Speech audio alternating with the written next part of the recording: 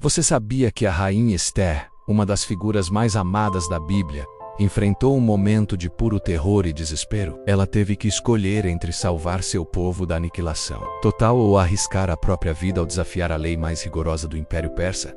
Qual foi o medo exato que paralisou a rainha? Fique até o final para descobrir o plano de ação que transformou o desespero dela em vitória. E para saber como você pode se juntar à nossa comunidade. Nossa história se passa no vasto e poderoso Império Persa. Esther, uma jovem judia órfã chamada Hadassa, se torna rainha do rei Assuero, também conhecido como Xerxes. Mas havia um segredo que ela guardava às 7 chaves por conselho de seu primo e guardião, Mardoqueu, sua identidade judaica. Manter esse segredo era uma questão de sobrevivência. No meio desse cenário surge o grande vilão da história, Amã, o primeiro-ministro do império. Amã era um homem vaidoso e arrogante, consumido pela inveja porque Mardoqueu, um judeu temente a Deus, se recusava a se curvar diante dele. Esse ato de desafio foi o suficiente para acender uma chama de ódio em Amã. Um ódio que ele decidiu estender a todo o povo de Mardoqueu. Cego pelo rancor, Amã arquitetou um plano diabólico. Ele foi até o rei Assuero e, usando de manipulação e mentiras,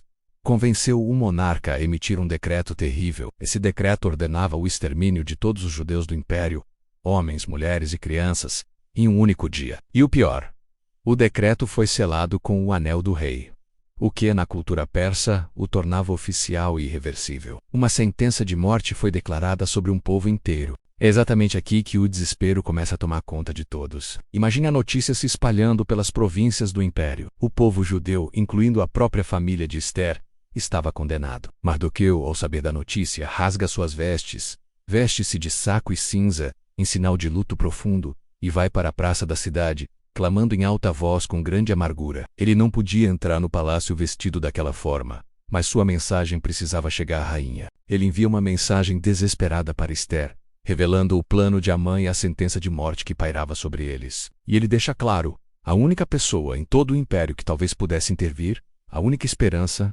era ela, a rainha. A responsabilidade de salvar uma nação inteira foi colocada sobre os ombros de Esther. Agora tente se colocar no lugar dela. O desespero de Esther não era apenas um medo natural, era um medo baseado em uma lei imperial clara, brutal e implacável. Qual era essa lei? De acordo com o protocolo da corte persa, qualquer pessoa, homem ou mulher, mesmo a rainha, que se aproximasse do rei no pátio interno sem ter sido pessoalmente convidada, seria morta imediatamente. A sentença era instantânea. Havia apenas uma única exceção a essa regra.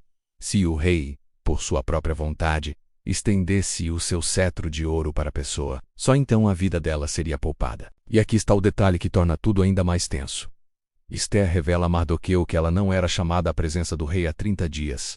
30 dias! Isso a colocava em uma posição de extrema vulnerabilidade e risco. Para ela, um convite não era apenas um sinal de afeto, mas uma garantia de segurança. A ausência desse convite por tanto tempo poderia significar muitas coisas, e nenhuma delas era boa. O desespero de Esther vinha de 3 fontes principais, e cada uma era mais assustadora que a outra. Primeiro, a morte certa. Ir até o rei sem ser chamada era basicamente uma sentença de morte. A chance de ele não estender o cetro era real, talvez até provável. A lei era mais forte que o título dela. Ela não era uma rainha com poder absoluto. Ela era uma súdita do rei, sujeita às mesmas leis mortais que todos os outros. Segundo, a inação do rei. Por que ele não a chamava há 30 dias? Será que ela havia caído em desgraça? Será que o favor dele por ela havia diminuído? Se ele já estava distante, qual seria a probabilidade de ele demonstrar misericórdia diante de uma quebra tão grave de protocolo? Aproximar-se dele naquele momento seria um teste de fogo sobre o favor real, com a vida dela em jogo. E terceiro, e talvez o mais complicado, a perda de cobertura. Para interceder por seu povo, Esther teria que fazer algo que evitou a todo custo: revelar sua identidade judaica. No momento em que ela dissesse "sou judia" e peço que salve o meu povo, ela mesma se colocaria sob o alcance do decreto de morte de Amã. Ela não estaria mais protegida pelo anonimato. Ela se tornaria um alvo, assim como todos os outros. Sua resposta inicial a Mardoqueu é de pânico e impotência. Ela basicamente diz: todo mundo sabe que é impossível fazer o que você está pedindo. É suicídio. Ela conhecia a lei. Ela conhecia o risco. O medo a paralisou. Mas a resposta de Mardoqueu muda o curso da história. Ele não aceita a hesitação dela. Ele a confronta com uma verdade dura, mas necessária. Ele diz: Não pense que por estar no palácio você será a única judia a escapar. Porque se você ficar em silêncio agora, socorro e livramento virão de outra parte para os judeus. Mas você e a casa de seu pai perecerão. E então, ele lança a frase que ecoa através dos séculos. A frase que quebra o desespero e a impulsiona para a ação. Quem sabe se não foi para um momento como este que você chegou à posição de rainha? Essa pergunta muda tudo. Ela atinge Esther como um raio. A perspectiva dela muda completamente. Ela percebe que sua posição, sua beleza, seu título, tudo isso não era um acidente. Era um propósito. Ela não estava no palácio para viver uma vida de luxo e segurança, mas para ser um instrumento em um momento crucial da história. O medo paralisante começa a dar lugar à fé e à ação corajosa. Esther toma uma decisão. Ela envia uma nova mensagem a Mardoqueu. E desta vez, sua voz é firme, cheia de propósito. Ela instrui Mardoqueu a reunir todo o povo judeu na capital, Susã, e a jejuarem por ela. Ninguém deveria comer ou beber por 3 dias e 3 noites. Ela e suas servas fariam o mesmo. Isso não era apenas um ritual. Era uma demonstração de dependência total de Deus, um ato de humildade e entrega antes de uma batalha espiritual e física. E é neste momento de decisão que ela profere a frase famosa, que se tornou um símbolo de coragem e sacrifício. Depois disso irei ao rei, ainda que seja contra a lei. Se eu tiver que morrer, morrerei.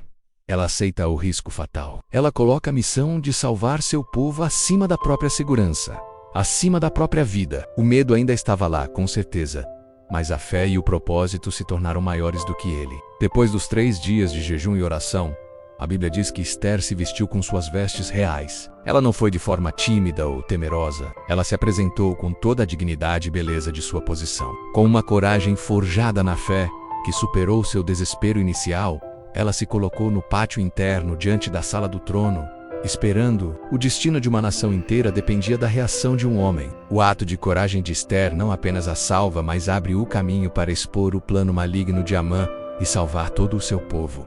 Seu desespero não a paralisou para sempre. Ele foi o catalisador que a transformou em uma heroína, impulsionando-a a um ato de fé sacrificial que mudou a história. Essa história incrível nos ensina uma lição poderosa. Às vezes somos colocados em posições de influência, em lugares de destaque, ou diante de desafios que parecem impossíveis para um momento como este. E nesses momentos, somos chamados a superar um medo paralisante e agir com coragem, confiando que nosso propósito é maior que nosso temor. E você, qual é a situação de vida ou morte que você está enfrentando hoje, onde é necessário ter a coragem de Esther? Talvez não seja um decreto literal, mas pode ser uma decisão difícil no trabalho, um conflito na família ou um chamado para defender o que é certo, mesmo que isso custe caro.